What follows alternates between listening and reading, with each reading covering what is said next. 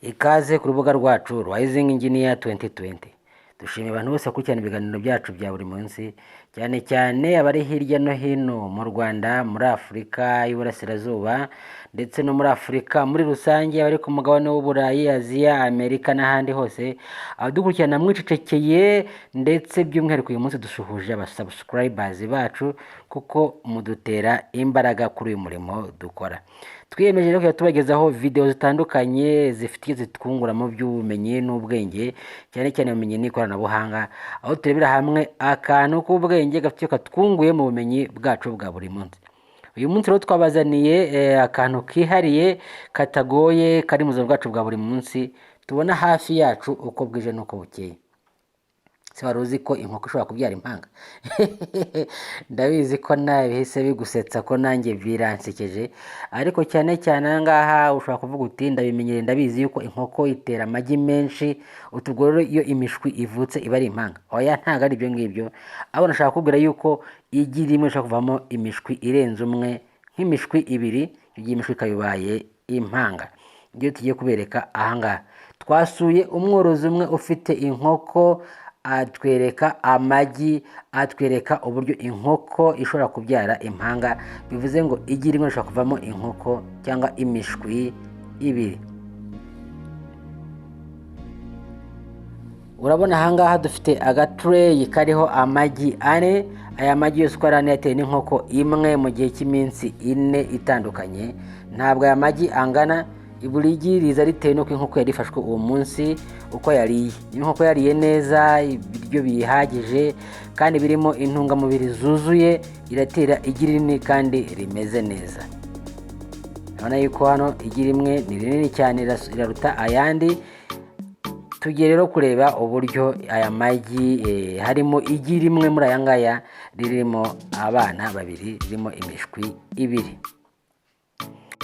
Mu gukora experiment yacu dufashe ibirahure bibiri hano bidafite ikintu kirimo, hamwe turagiye kumeneramo igi rimwe muri aya ngaya matoya, hano tumeneremo igi rimwe rinini, ari naryo ririmo imishwi ibiri, cyangwa se rishobora gutanga imishwi ibiri. Mukurikire neza.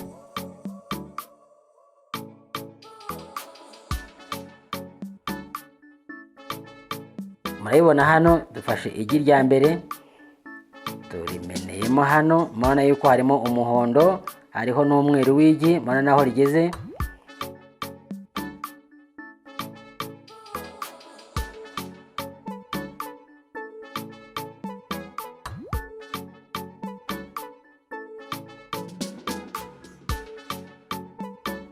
Reka dufate n'igi rya kabiri naryo, murabona tugiye kurimenera hano muri kino kirahure, naryo turimeneyemo. Mubona yuko irigi rije rifite imihondo ibiri n'umweru mwinshi, bivuze ngo irigi ryari rifitemo imihondo ibiri, bisobanuye yuko irigi ryashobora kuba ryatanga imishwi ibiri igihe ribanguriye nk'uko ikarirarira iminsi 21 nk'uko bisanzwe, irigi rihita rivamo imishwi ibiri.